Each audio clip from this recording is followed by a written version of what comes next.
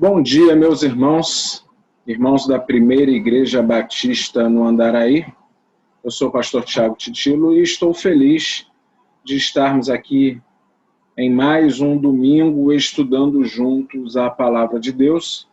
Novamente registro aqui a minha gratidão ao pastor Rodrigo pelo convite e ao pastor Osíris por me franquear essa oportunidade de estar estudando a Bíblia juntamente com a comunidade a qual lidera.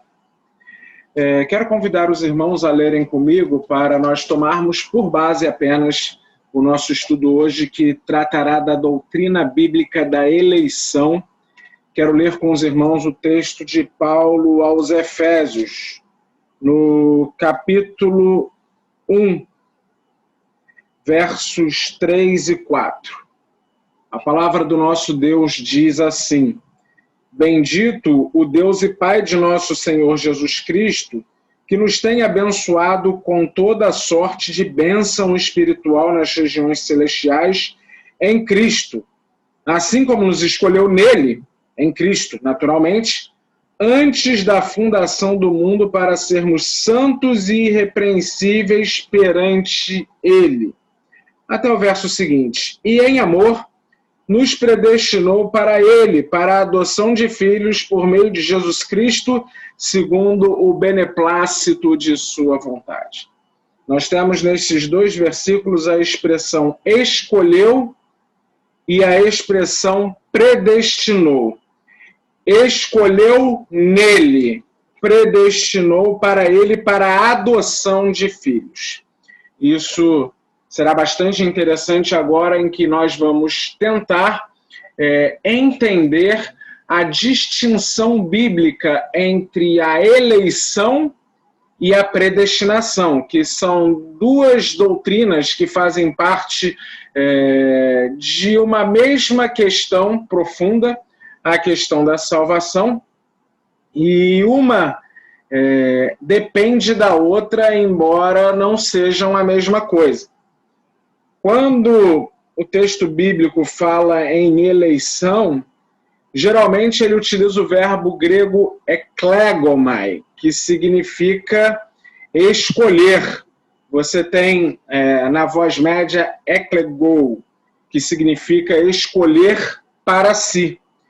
Enquanto a expressão usada para predestinar é o verbo proorizo, que tem até como uma dos radicais que compõem a sua palavra a ideia de horizonte, futuro, horizo. Tá? E há uma distinção entre a ideia bíblica de escolher para si, isso quando Deus escolhe indivíduos para formarem o seu povo, e a ideia bíblica do destino que Deus planejou para esse povo, o propósito para esse povo. Uma coisa é escolher, e como nós vamos ver lá na frente, a escolha de Deus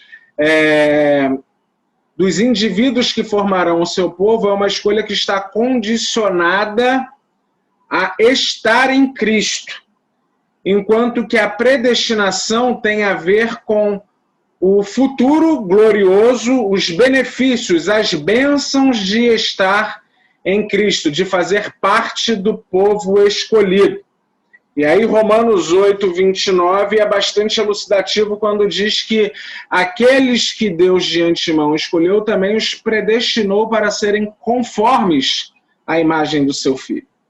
O propósito a ser alcançado por este povo eleito, formado de indivíduos que foram escolhidos porque estão em Cristo, o propósito é que estes indivíduos sejam conformados à imagem de Jesus Cristo. E nós temos também aqui no verso 5 a interessante afirmação de que Deus nos predestinou para ele para a adoção de filhos, enquanto o versículo anterior não diz que nós fomos escolhidos para Cristo, tá? A preposição grega em, ela dá a ideia de que foi escolhido em Cristo e não para Cristo. De maneira que aqueles que estão em Cristo são eleitos porque Cristo é o eleito de Deus, como nós vamos ver no tópico a seguir. E todos que estão nele, quando Cristo é eleito, são eleitos juntamente com ele, né? Alguém já falou de maneira um tanto irreverente, mas sábia, que o eleito é Cristo. Os crentes entram pela legenda, né? Nós estamos em Cristo e ele acaba nos trazendo juntamente com ele, porque estamos unidos a ele pela fé. Tá? O verbo predestinar aparece 6 vezes no Novo Testamento. Nós temos Atos 4, versículo 28, Romanos 8, versículo 29 e versículo 30, 1 Coríntios 2, verso 7 e Efésios capítulo 1, versos 5 e 11.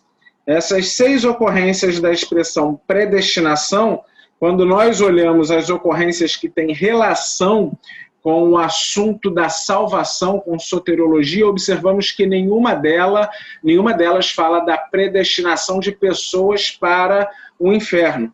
Pelo contrário, fala somente da predestinação daqueles que foram escolhidos, ou seja, os benefícios que alcançam os escolhidos, porque esses benefícios foram, desde a eternidade, preparados e planejados por Deus para aqueles que fizessem parte do seu povo.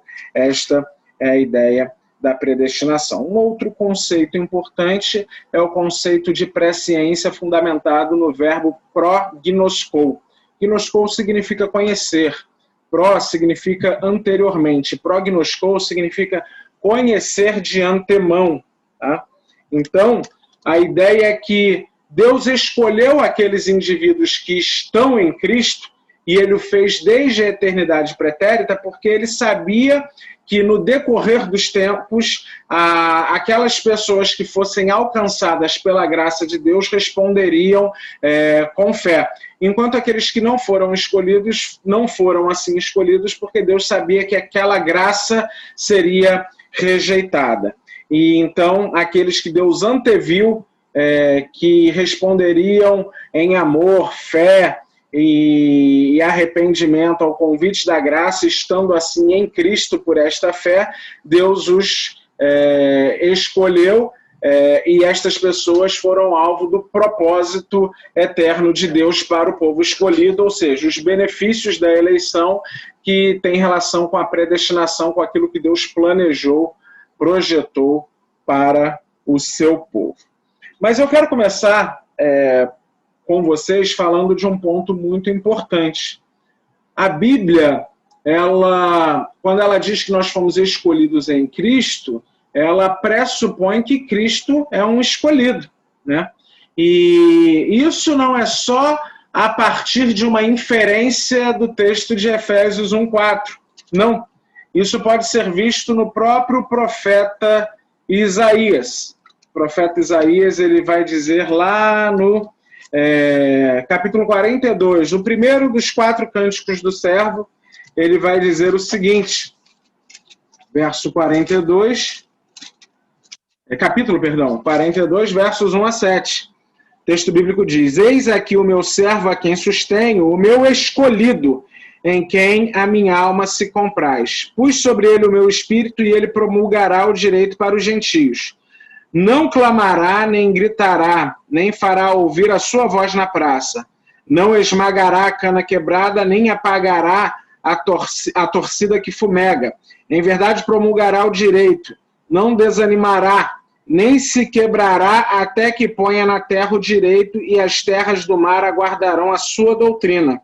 Assim diz Deus, o Senhor, que criou os céus e os estendeu, formou a terra e tudo quanto produz, que dá fôlego de vida ao povo que nela está e o espírito aos que andam nela.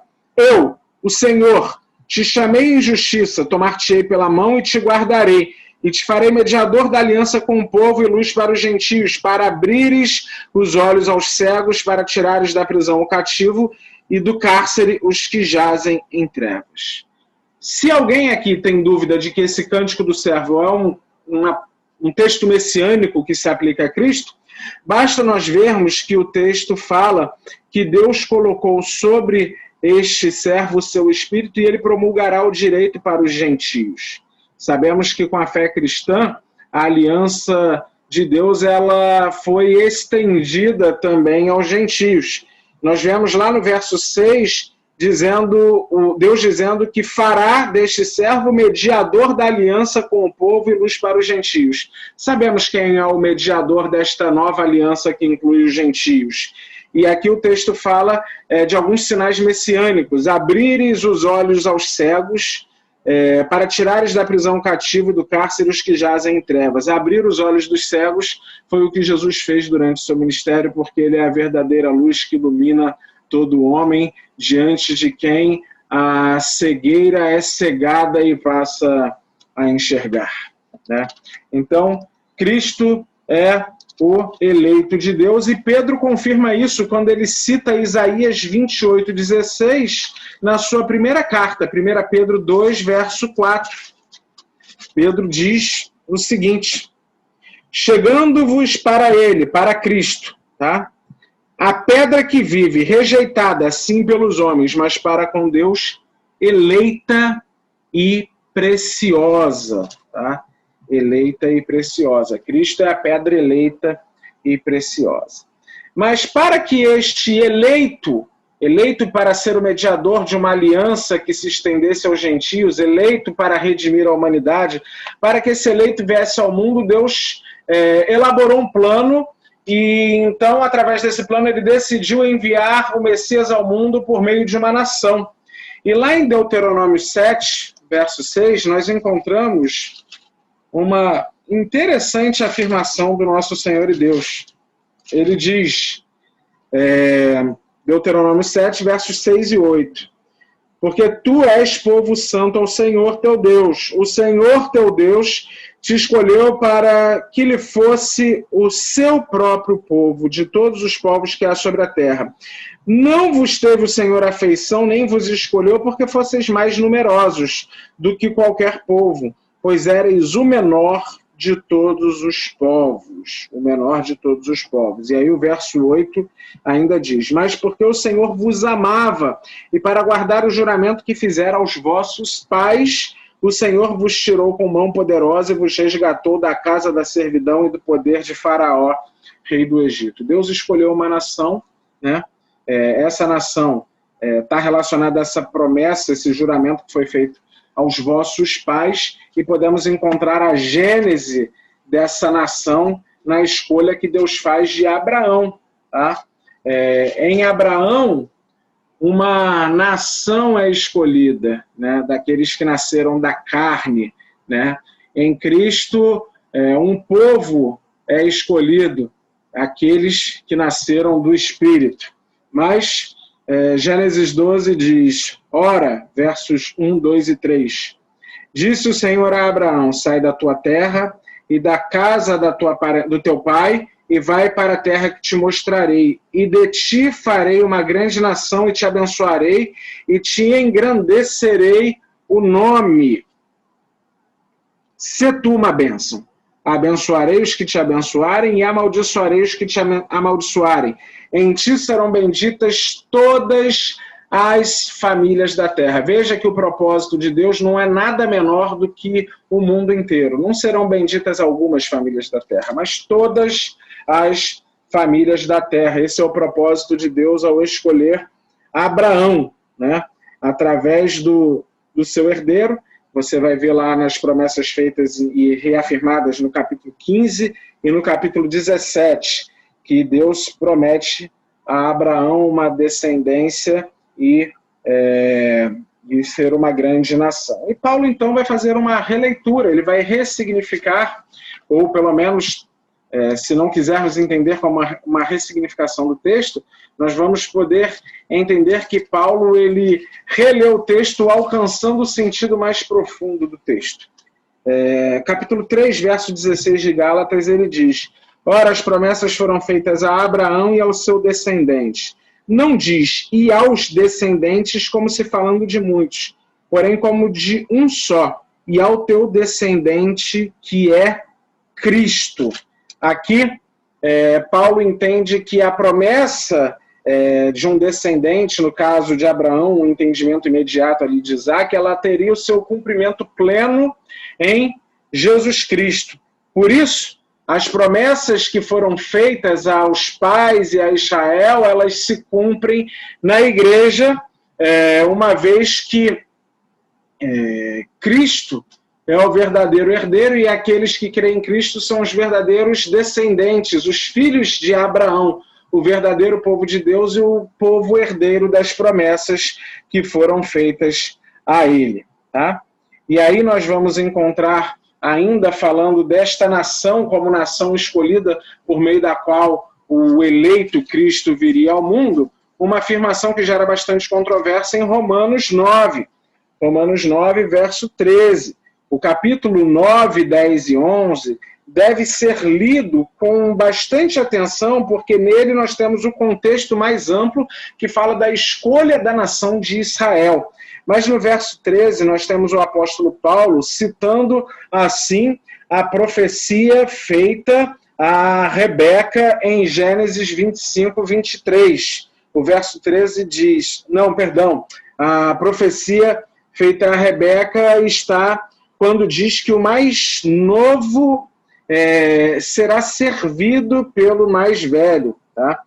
Logo nos versos anteriores, quando diz, porque a palavra da promessa é esta, por esse tempo virei, Sara terá um filho, não somente ela, mas também Rebeca, ao conceber de um só, Isaque, nosso pai. E aí vai falar no verso 12, o mais velho será servo do mais moço, como está escrito, amei a Jacó, porém me aborreci de Esaú. Quando diz que o mais velho será servo do mais moço, quando fala de todo esse contexto dos gêmeos, o texto evocado por Paulo é o de Gênesis capítulo 25, verso 23, que diz que 2 nações estão no ventre da matriarca. Ora, se nós então largarmos uma leitura que é bastante comum, mas que é equivocada, de que Jacó foi amado e escolhido para a salvação, e Esaú foi odiado, escolhido para a perdição, e entendermos Jacó como a continuidade da linhagem dos patriarcas que traria então Cristo ao mundo, essa nação que vem de Abraão, Isaque e Jacó, e não Esaú, que neste caso não foi escolhido para dar continuidade à linhagem. Então nós podemos perceber aqui que Jacó é uma referência a Israel, enquanto Esaú é uma referência a Edom, que não foi o povo escolhido para trazer o Messias ao mundo, mas sim Israel foi o povo escolhido. Tá? E antes de chegarmos na eleição dos indivíduos, das pessoas que vão compor este povo eleito por Deus, convém falar da eleição da igreja, porque o apóstolo Paulo fala em Efésios 4:12 que a igreja é o corpo de Cristo. E sabemos por por diversas passagens paulinas no Novo Testamento que esse corpo tem uma cabeça, e esta cabeça é o Cristo, tá? Como o eleito. E esse corpo ele está unido a Cristo e por isso é eleito nele, né? Mas podemos ver outras passagens que demonstram essa eleição corporativa. Deus ele escolheu um povo, e isso independentemente de quem vai fazer parte desse povo. A pessoa pode estar em Cristo e fazer parte desse povo, ou não estar em Cristo e não fazer parte desse povo. Este aspecto individual é condicional, mas o aspecto corporativo é incondicional. Deus incondicionalmente decidiu ter um povo escolhido, esse povo que ele vai conduzir até a glória para cumprir o seu propósito predestinado para este povo, o seu plano. Tá? Mas vamos olhar lá a primeira carta de Pedro, capítulo número 2. Olha o que Pedro vai afirmar acerca da igreja. Ele diz nos versos 9 e 10 o seguinte: vós, porém, sois raça eleita, sacerdócio real, nação santa, povo de propriedade exclusiva de Deus, para proclamardes as virtudes daquele que vos chamou das trevas para a sua maravilhosa luz. Vós, sim, que antes não erais povo, mas agora sois povo de Deus, que não tinhas alcançado misericórdia, mas agora alcançaste misericórdia. Ele se refere à igreja nos termos corporativos de Israel. Assim como Israel foi escolhido como uma coletividade, a igreja também o é. Ele se refere à igreja como raça eleita, e nós sabemos que a raça eleita é a nação de Israel, é o povo eleito. É chamada a igreja de sacerdócio real, e nós sabemos que a nação de Israel era a nação sacerdotal, né? E povo de propriedade exclusiva de Deus, ou seja, propriedade divina. A igreja, então, ela substitui Israel no sentido de que agora, tanto judeus crentes quanto gentios que creem em Jesus passam a formar um mesmo corpo, um mesmo grupo de pessoas que é o corpo de Cristo, que é incondicionalmente eleito. Mas, agora falando da eleição dos indivíduos, nós podemos ver que há uma condição para ser eleito, que é o estar em Cristo. E estar em Cristo não é outra coisa senão estar numa união redentora com Cristo por meio da fé e do arrependimento. O Senhor Jesus, lá no capítulo 1 de Marcos, ele vai dizer o seguinte, ele vai dizer no verso 15 de Marcos 1, o tempo está cumprido e o reino de Deus está próximo. Arrependei-vos e crede no Evangelho. A condição para estar em Cristo é o arrependimento e a fé em Jesus Cristo. Essa expressão, né, em Cristo, ela aparece 106 vezes nos escritos de Paulo. Se nós estendermos o em Cristo por no Senhor ou nele, né, estar no Senhor, estar em Cristo, estar nele, nós subimos aí de 106 ocorrências para 160 ocorrências, 36 das quais encontram-se na carta aos Efésios, que justamente fala da união dos dois povos, judeus e gentios, em um só povo pela fé em Cristo, por estar em Cristo, né? Por isso, nós entendemos que essa eleição é condicional e Deus elege desde antes do indivíduo estar em Cristo, porque Deus tem a presciência, ele sabe aqueles que no decorrer do tempo estarão em Cristo, conforme Pedro vai dizer que esta eleição é processada. Capítulo 1 de 1 Pedro, versos 1 e 2. Pedro, apóstolo de Jesus Cristo, aos eleitos que são forasteiros da dispersão no Ponto, Galácia, Capadócia, Ásia e Bitínia, eleitos segundo a presciência de Deus Pai, em santificação do Espírito para a obediência e a aspersão do sangue de Jesus Cristo, graça e paz vos sejam multiplicadas. Nós temos aqui, então, uma afirmação de Pedro, uma afirmação trinitariana, né? Ele menciona no verso 2 o Pai, o Espírito e Jesus Cristo, né? E diz que nós fomos eleitos segundo a presciência de Deus Pai. Ou seja, antes de existir mundo, Deus já sabia aqueles que, dentro da soberania de Deus, ainda assim fariam exercício do seu livre-arbítrio para, mediante a graça, optar em estar unido a Cristo pela fé, optar por estar unido a Cristo pela fé. E isso é corroborado pela nossa declaração doutrinária da Convenção Batista Brasileira, a qual eu quero ler para encerrarmos o estudo de hoje e orarmos, tá? O artigo 6, que também foi lido na última aula, diz o seguinte: eleição é a escolha feita por Deus em Cristo, aqui uma referência também a Efésios 1:4, embora o texto não esteja aqui referenciado. A eleição, portanto, é a escolha feita por Deus em Cristo, desde a eternidade, de pessoas para a vida eterna, não por qualquer mérito, mas segundo a riqueza da sua graça. Ou seja, ninguém pode fazer nada para ser eleito, para ser salvo. A única condição é estar em Cristo pela fé e pelo arrependimento. Não há uma obra, um esforço humano que possa ser feito nesse sentido. A declaração continua dizendo que antes da criação do mundo, Deus, no exercício da sua soberania e à luz de sua presciência de todas as coisas, elegeu, chamou, predestinou, justificou e glorificou aqueles que no correr dos tempos aceitariam livremente o dom da salvação. Ou seja, Deus, à luz de sua presciência, elegeu, chamou, predestinou, justificou e glorificou aqueles que na história fariam uso do livre-arbítrio para receber a graça de Deus. Ainda que baseada na soberania de Deus, essa eleição está em perfeita consonância com o livre-arbítrio de cada um e de todos os homens. Deus escolheu um povo, escolheu ter um povo, mas Deus não força o arbítrio do homem para que o indivíduo faça parte desse povo. Ele não escolheu quem faria parte desse povo. Ele simplesmente derramou a sua graça e convoca pessoas para que livremente possam fazer parte desse povo. Ainda que o pecado tenha afetado a liberdade do homem, a graça restaura ao homem a capacidade de fazer esta decisão, aceitando então o evangelho da salvação.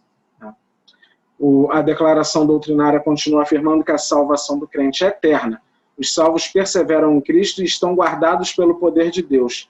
Nenhuma força ou circunstância tem poder para separar o crente do amor de Deus em Cristo Jesus. Assunto da nossa próxima aula, do próximo domingo, a segurança eterna dos salvos.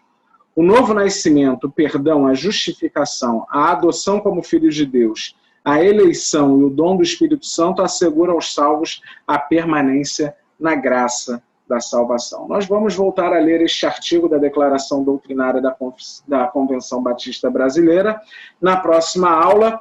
Quero dizer que esse estudo eu segui mais ou menos a linha que eu traço aqui nesse livro que eu escrevi, Eleição Condicional, da coleção Arminianismo, que foi publicado no ano de 2015 pela editora Reflexão. Tá? Vamos orar então para encerrarmos esta aula.